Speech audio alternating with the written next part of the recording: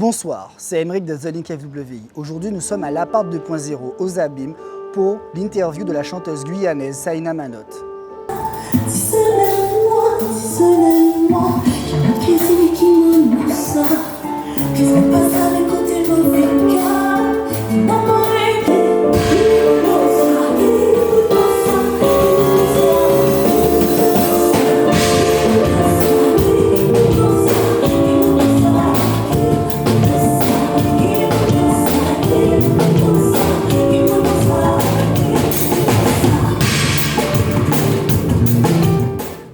Bonjour Saïna Manotte, bienvenue sur The Link FWI. Donc contente d'être en Guadeloupe et surtout contente d'être déconfinée.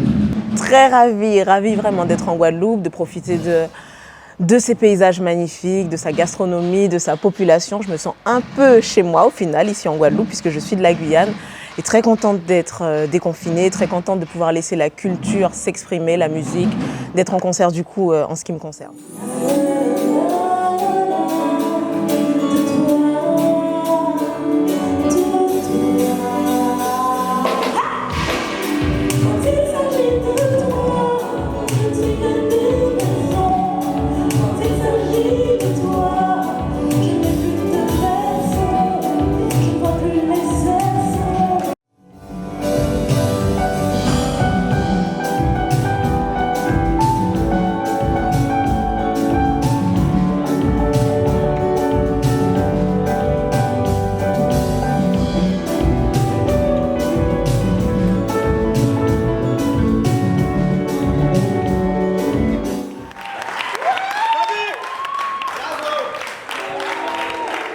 Premièrement, pour ceux et celles qui ne te connaîtraient pas, qui es-tu?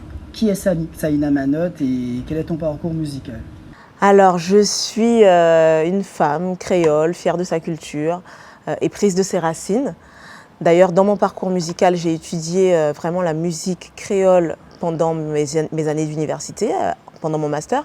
Et c'est à ce moment-là que je me suis dit que la musique créole, de la Guyane, de la Guadeloupe, de la Martinique, le Cassecol, le Goka, le Belé, c'était tellement riche, c'était tellement beau qu'il fallait pouvoir le transmettre aux générations. Parce que bien sûr, il y a des groupes traditionnels qui font ce travail, mais on n'est pas forcément tous aussi sensibles à la musique traditionnelle. Moi, j'en raffole. Dès qu'il y a un groupe traditionnel, des tambours qui sonnent, je me mets à danser. Mais voilà, je sais que dans les radios ou dans les oreilles des populations plus jeunes, la musique moderne trouve plus facilement son chemin. C'est comme ça que j'ai décidé de vouloir mixer, un peu mélanger la musique moderne et la musique traditionnelle. Et c'est du coup ce qui donne cette musique où je mets en valeur ma culture de façon moderne. Voilà qui je suis. Donc ce n'est pas la première fois que l'on te reçoit sur notre média. La première fois, c'était pour parler de ton tout premier album, Kimoun Moussa, oui. Aujourd'hui, cette année, tu as publié ton deuxième album. Justement, comment ça s'est passé, l'écriture, la composition, les thèmes, d'où est venue l'idée de ce nouvel album Dibout? Alors Dibout vient de témoignages que j'ai recueillis autour de moi. Il y a eu le confinement évidemment, donc pour moi en tant qu'artiste ça a été un peu difficile. Il y a des gens qui ont connu des choses pires, mais voilà, moi j'ai traversé des annulations de dates, des festivals annulés et c'était pas facile. Et évidemment je restais chez moi, je broyais un peu du noir et puis je me suis dit non Saïna, tu ne peux pas rester là à te sentir mal, il faut que tu traverses ça mais debout. Puis je voyais autour de moi des gens qui traversaient des choses encore plus difficiles, perdre leur travail, perdre un proche, s'en sortir de relations abusives, de violences conjugales. Et ces personnes autour de moi avaient un point commun, c'est que elles arrivaient au bout, elles traversaient ce tunnel, elles arrivaient au bout de ça la tête haute. Alors je me suis dit, c'est toute cette résilience autour de moi, toutes ces femmes et ces hommes qui arrivent à traverser des épreuves en gardant le menton relevé, c'est beau, j'ai envie d'écrire là-dessus et c'est comme ça que m'est venu le thème Dibout. Parce que je sais que des épreuves, il y en aura encore. Mais avec ces chansons, on pourra se dire, on a déjà traversé plein de choses difficiles, on l'a fait, on peut le refaire et en nous été Dibout parce que voilà, le meilleur est devant nous. C'est comme ça que j'ai construit Dibout. Ça t'a pris longtemps à le composer, à le réaliser?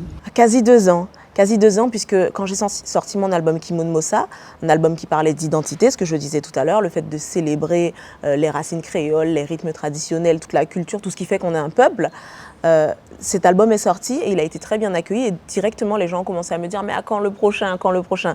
Et moi j'ai ce besoin d'écrire, donc j'écrivais déjà de mon côté, ce qui m'a permis d'avoir beaucoup de chansons pour ensuite choisir les chansons que je voulais garder pour l'album d'Ibout. Et puis c'est à force d'écriture, à force de discussion avec les personnes autour de moi que le thème de l'album, puisque c'est un album conceptuel, hein, comme tu l'as dit, il est basé autour d'un thème, le thème de la résilience, c'est à force de travailler ces chansons, je me suis laissé vraiment le temps pour avoir une vraie direction, choisir les meilleurs titres.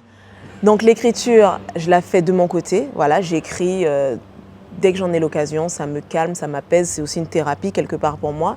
Et à la composition, j'ai travaillé avec Maxime Manotte, mon mari et partenaire dans la musique, et avec d'autres personnes qui se sont rajoutées à notre affaire, comme par exemple Alex Kaby, ce guitariste qui est absolument fabuleux et qui, dès qu'il prend sa guitare, fait danser tout le monde.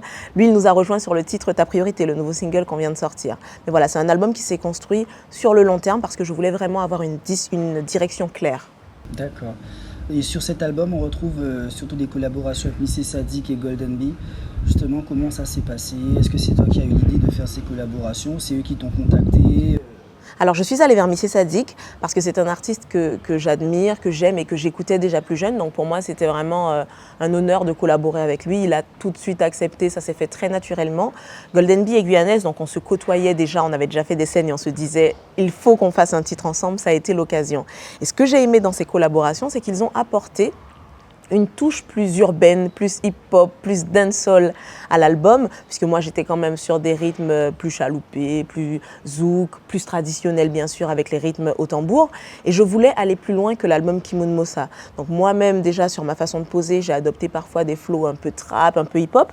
Et puis là, avoir collaboré avec eux, ça a apporté vraiment cette touche urbaine que je voulais. Donc c'est pour ça que je suis vraiment ravie de ces 2 collaborations-là. Et est-ce que ça a été un travail à distance ou tu es venu sur place ou ils sont venus sur place? C'était pas du tout la même façon de fonctionner avec les 2. Avec Missy Sadiq, on a travaillé à distance puisque lui était en Guadeloupe, moi j'étais à Paris et on s'envoyait nos textes. Que penses-tu de ça? Que penses-tu de ça? Voilà, j'ai posé ma voix sur ce couplet, à toi. On échangeait comme ça jusqu'à avoir le rendu que l'on voulait et on s'est rencontrés après. 3 mois après, je suis partie en Guadeloupe pour réaliser le clip du coup de Toujours d'Ibout. Donc je suis venue en février. Et on a fait ce clip et c'était une aventure humaine fabuleuse. Ensuite, on a eu beaucoup d'occasions de le chanter sur scène, donc ça c'était vraiment une chance. On a beaucoup partagé la scène, donc c'était vraiment, ça a commencé par la distance et puis ensuite on s'est vu. Golden Bee, vu que, comme je disais, les Guyanaises, on avait déjà partagé la scène ensemble, on se connaissait beaucoup et on avait la chance d'être toutes les 2 à Paris au même moment, donc on a enregistré ce titre en studio ensemble. Ça a été fait tout de A à Z en commun ensemble. D'accord. Et comme pour Kimoun Mossa, on retrouve des textes à la fois chantés en français et en créole. Est-ce que c'est une volonté pour toi de toucher les 2 publics, à savoir le public francophone et le public créolophone? Au-delà d'une volonté quelconque, c'est tout simplement naturel, puisque je suis guyanaise, je suis une femme guyanaise créole, je parle créole chez moi et je parle aussi français. Mes parents m'ont élevée comme telle en me parlant en créole et en français, donc ce sont mes langues natales, tout simplement. Donc c'était naturel pour moi en fait d'écrire dans ces langues qui sont les miennes. Je ne me voyais pas écrire en anglais ou en brésilien ou en patois jamaïcain. Voilà, je suis qui je suis. Je parle français et créole chez moi. Ce sont des langues que j'aime. J'aime lire des romans en français. J'aime lire, écouter de la musique en créole. Et voilà, je voulais pouvoir aussi démocratiser quelque part le créole. J'attends de pouvoir lire un tas de romans en créole. D'accord. L'album est plutôt dansant. Mais pourtant, tu abordes des thèmes tels que la violence conjugale, la déception amoureuse, la mort. Donc, ça te tenait à cœur d'en parler ou... Oui, parce que comme je disais, je me suis nourrie de témoignages. C'est un album qui est fait de réalités, de choses que j'ai vues autour de moi. Et en même temps, je n'avais pas envie de faire un album qui nous pousse au suicide. L'album parle de résilience, il s'appelle D'Ibout, il dit qu'on peut traverser les épreuves debout. En créole, on dit Topévan c'est couché, Topévan c'est Tchokoti, Topévan c'est D'Ibout. Moi, j'ai fait le choix d'avancer debout et c'est ce que je souhaite à chaque personne. Donc, je voulais parler de nos réalités, de la vie, puisque ce sont des choses qui étaient autour de moi. Mais je voulais qu'on garde en tête qu'on peut traverser ça et avoir quelque chose de plus beau derrière. Donc c'est pour ça qu'il est dansant au final, parce que c'est beau quand même le fait de traverser ces épreuves. Et quand on traverse ces épreuves-là, on se rend compte que derrière, il y a 1000 choses magnifiques à faire. D'accord. Sur les interludes, par exemple, de l'album, elle nous plonge dans une certaine mélancolie. Était-ce encore une fois voulu Ces interludes-là, ce sont justement les témoignages que j'ai recueillis. Il y a une partie de mon histoire, mais beaucoup d'histoires autour de moi que j'ai mêlées, que j'ai entrelacées pour faire différentes histoires à partir d'histoires. Ce sont des histoires vraies. Quand je parle de deuil, c'est que quelqu'un autour de moi a vécu ça. Quand je parle d'abus, c'est que quelqu'un autour de moi a vécu ça. Et ces femmes-là sont debout malgré tout. Il y en a eu beaucoup de témoignages? Trop. Malheureusement, trop de témoignages morbides, trop. Et c'est pour ça que j'ai fait cet album. J'espère que je n'aurai plus à faire d'album qui dénonce ce genre de choses. J'espère qu'on n'aura plus à parler de ça parce que ça n'existera plus. Mais oui, on a eu beaucoup. Et ce sont des femmes plutôt de la Guyane ou... Des amis de toute origine confondue. J'ai des amis partout dans le monde presque aujourd'hui. Donc des femmes créoles, il y en a bien sûr. Mais il y a aussi des femmes françaises et des femmes qui vivent à l'étranger aujourd'hui. D'accord. Mais pour toi, qui parle de Djibout, de femmes Djibout, quelle est... Femmes et hommes, c'est parce que je parle de femmes dans les interludes, mais il y a aussi des histoires d'hommes. Il y a des gens qui ont perdu leurs entreprises, il y a des femmes et des hommes qui ont perdu leurs entreprises à cause des restrictions sanitaires. Des amis qui, par exemple, avaient des entreprises de sport, des associations sportives, des associations de danse. Vous imaginez bien que lorsque M. Macron a décidé qu'on ne pouvait plus pratiquer des sports de contact, ils ont tout perdu. Voilà. Donc ça, j'en parle. Ce sont des femmes, ce sont des hommes qui, du coup, aujourd'hui se reconstruisent, font totalement autre chose ou qui repartent de zéro.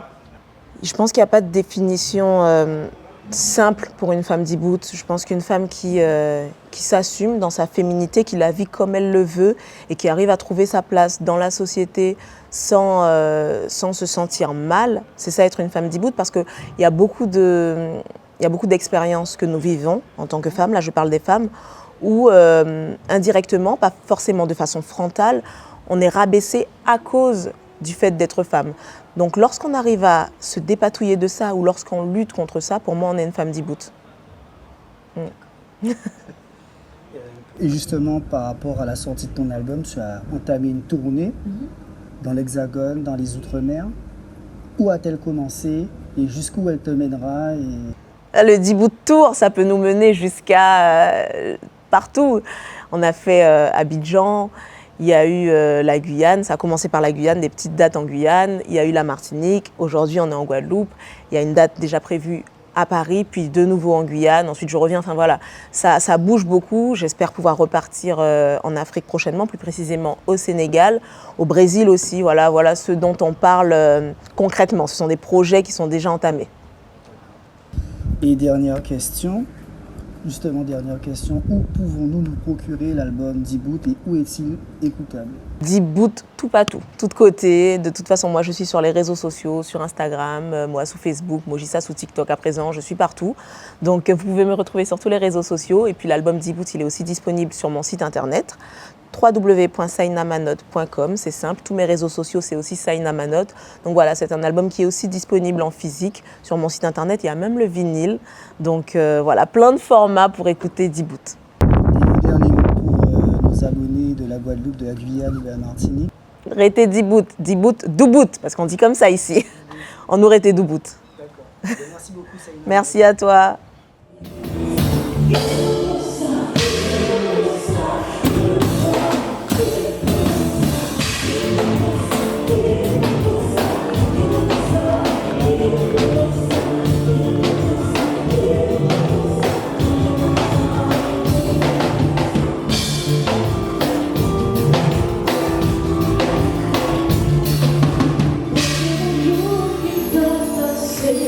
Sans les vaisseaux, mon